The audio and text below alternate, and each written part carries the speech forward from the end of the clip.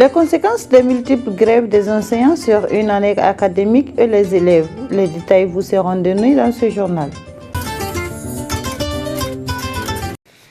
Travaux sur la voie des motocyclistes au niveau du 3e pont de Bamako, la population se plaint.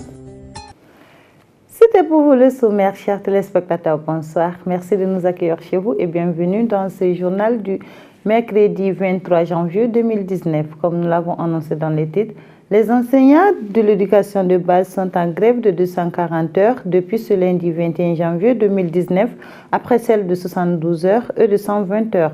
Ces grèves peuvent avoir des conséquences sur l'année académique, mais aussi sur l'avenir des enfants.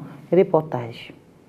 La grève est un droit et tous les travailleurs syndiqués en ont droit dans le but justement de défendre leurs intérêts matériels ou moraux. La grève au niveau de l'école entraîne des conséquences énormes sur leurs résultats en termes de performance. L'impact de la grève sur une année scolaire ne peut être que négatif sur les élèves et généralement sur la société. Le secrétaire général de l'association des élèves et étudiants du Mali, AIM.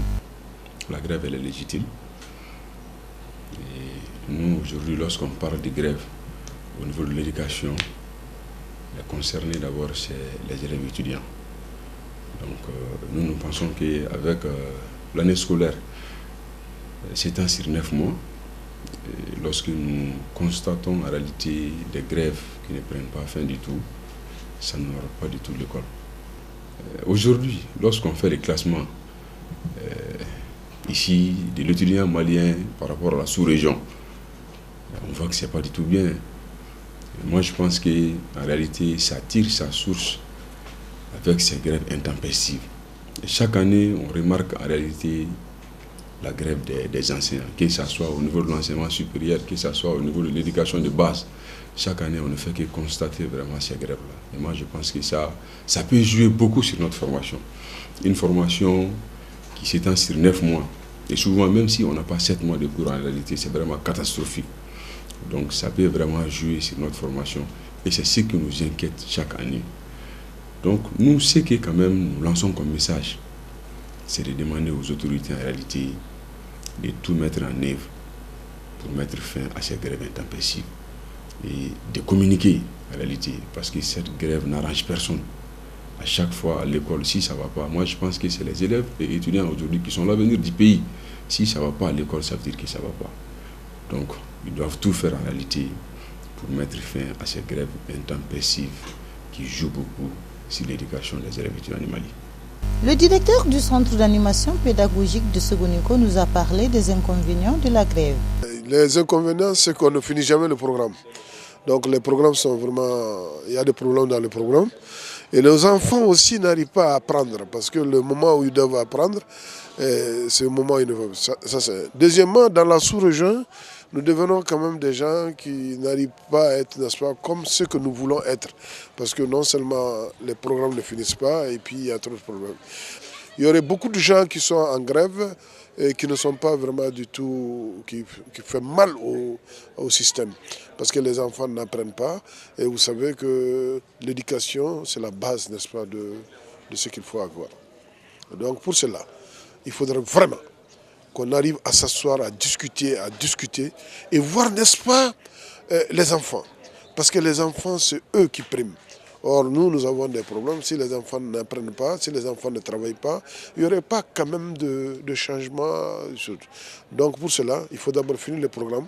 Il faut être vraiment, pour finir le programme, il faut vraiment éviter, n'est-ce pas, ces grèves.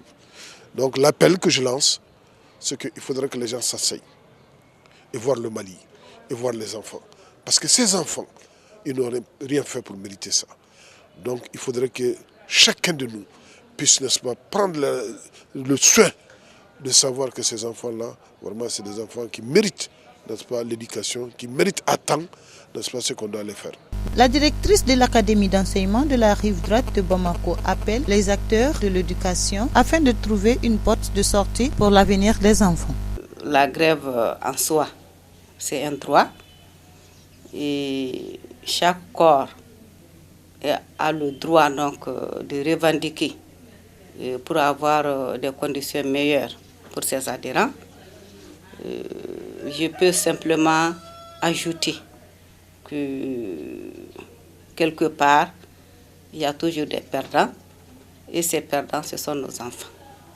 J'invite l'ensemble des acteurs impliqués à se donner la main, à s'écouter, à être disponibles pour vraiment promouvoir le système éducatif, pour vraiment amener nos enfants à être compétitifs, parce qu'on est dans une sous-région. Et cette sous-région-là, on doit être à hauteur de pouvoir produire des produits qui peuvent vraiment trouver du travail ici chez nous, mais aussi dans la sous-région et pourquoi pas à travers le monde.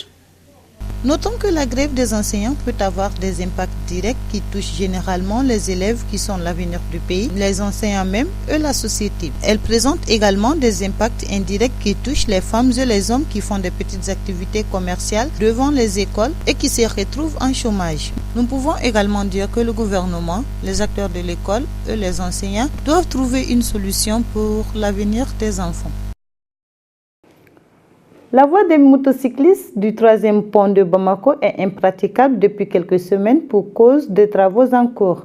Une situation qui met mal à l'aise les usagers de la route qui sont obligés d'emprunter la même voie que les conducteurs de voitures et les gros porteurs. Un récit de Kadiatou Guindo. Depuis près d'un mois, l'énergie du Mali EDM a commencé des travaux sur la route du 3e pont de Bamako. Des travaux qui rendent impraticable la voie des motocyclistes. Ceux-ci sont obligés d'emprunter la même voie, c'est-à-dire la grande voie. Et cela n'est pas sans conséquence, surtout du côté des motocyclistes. Ainsi, ces motocyclistes n'arrêtent pas de se plaindre. En même temps, les conducteurs des engins à 4 roues aussi se plaignent. Car selon eux, il n'est pas du tout facile de traverser ce pont avec les motocyclistes, car cela peut provoquer des accidents. Après ces plaintes, le directeur national de la route, Mamadou Naman Keïta, s'est rendu sur le lieu pour s'enquérir de la situation des travaux. Il a affirmé que l'EDM travaille sous leurs autorisations et demande la patience à la population. Après notre 4e visite, le constat est que les travaux sont presque finis. Les câbles sont déjà placés comme prévu, mais jusqu'à présent, le passage des motocyclistes n'est pas encore fluide, car les trous ne sont jusqu'à présent pas couverts. Ainsi, un cri de cœur de la population a été relancé. Voilà, c'est tout pour ce journal dont tout le plaisir a été pour moi de vous présenter. Nous vous donnons rendez-vous demain pour une nouvelle page d'information. Merci de nous avoir suivis et passé d'agréables moments en compagnie des programmes de la Liberté Télévision.